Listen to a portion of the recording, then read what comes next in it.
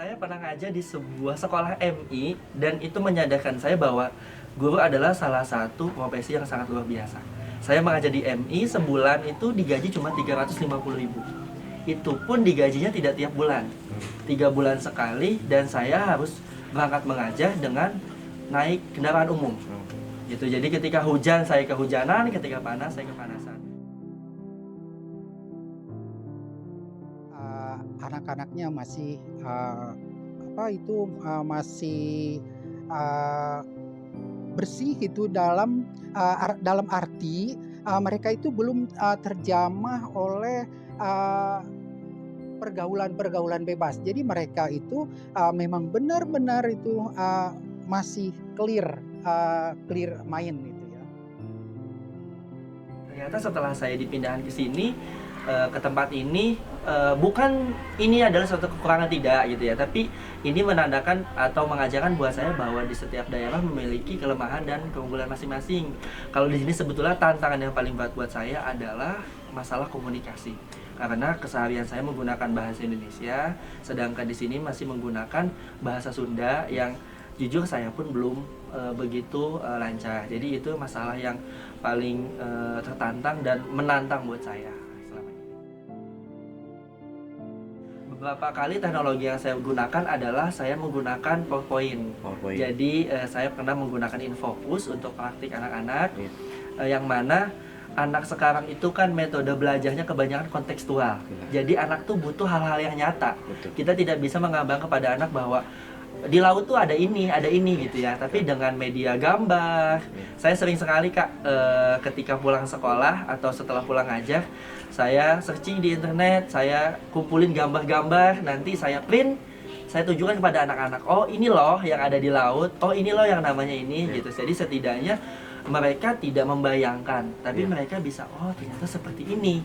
Dan itu menurut saya sangat cocok. Dan itu juga saya pernah terapkan ke anak-anak. Saya buktikan dengan metode yang ceramah aja gitu ya. Anak justru ngantuk, bete gitu kan. Betul. Makanya saya mencoba membuat media-media agar mereka lebih tertarik dengan pembelajaran saya. Di SD Negeri 01 ini kan katanya tadi sama ini ada sekolah gunung tuh Pak. Iya. Ya, itu bisa dijelaskan secara rinci lagi mungkin Pak. Iya. Apa yang dari Pak Jadi Supratman? sekolah gunung itu sebetulnya dulu sama-sama sekolah Rabak, tapi berada di atas gunung karena untuk memenuhi kebutuhan yang ada di daerah sana. Kebetulan di sana itu cuma ada satu RT aja, dan di sana tuh sebetulnya memang belum terjamah dari dinas pendidikan dan sebagainya. Meskipun terjamah, mungkin itu pun kondisinya sudah lebih baik karena dulu itu memang sekolahnya itu masih pagar bambu gitu ya, dan tidak ada listrik, tidak ada pencahayaan, jadi seadanya gitu kan, seadanya. Dan mungkin kita juga tidak memaksakan kayak anak sekolah harus pakai seragam, tidak. Jadi kembali lagi seperti kayak yang penting mau belajar dulu. Tapi setelah adanya ini, mungkin salah satu menurut saya keuntungan dari media informasi gitu kan. Jadi sekolah kami itu Rabak ini pernah terekspos media gitu kan. Akhirnya secara tidak langsung banyak komunitas-komunitas yang datang ke sana Kak untuk melihat dan sekaligus membantu. Dan alhamdulillah sekarang sudah ada 2 gedung utama dan ada 2 kelas utama, lapangan juga sudah ada, tapi memang masih banyak kekurangan seperti air bersih yang belum terpenuhi. Terus lagi mungkin juga sebetulnya kalau kita lihat kayak media pembelajaran yang kurang, dan hanya ada 2 guru di sana yang mereka tuh memang setiap hari wajib ke sana gitu kan. Sebetulnya mungkin masih kurang, tapi kita mencoba mencoba memenuhi apa yang dibutuhkan dulu, dan selebihnya nanti insya Allah berjalan gitu.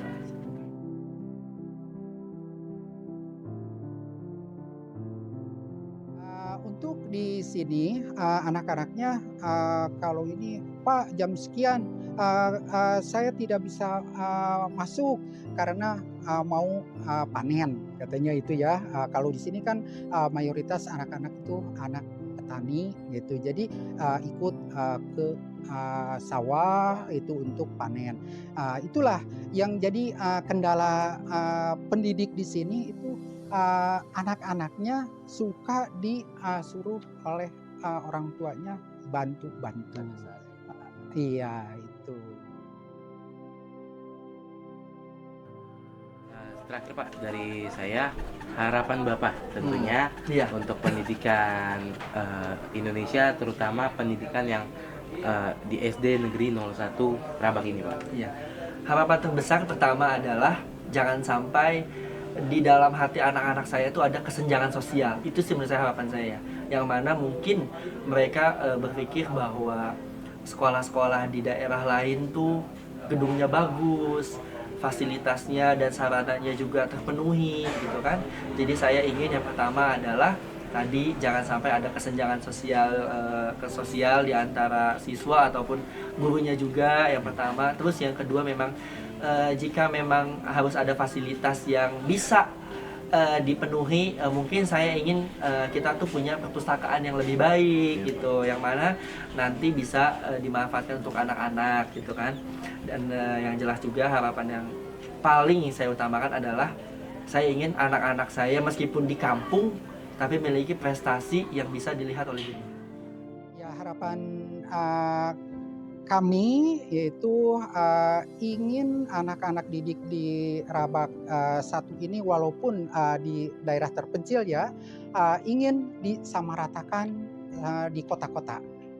Ada fasilitas yang lengkap, nah itu ada laboratorium, pendingin ruangan, ya itulah. Jadi mereka akan lebih tenang dan lebih nyaman dalam menuntut ilmu, itu. Jadi harapan kami itulah yang ingin disamakan pendidikannya atau tarapan sarana dan prasarana.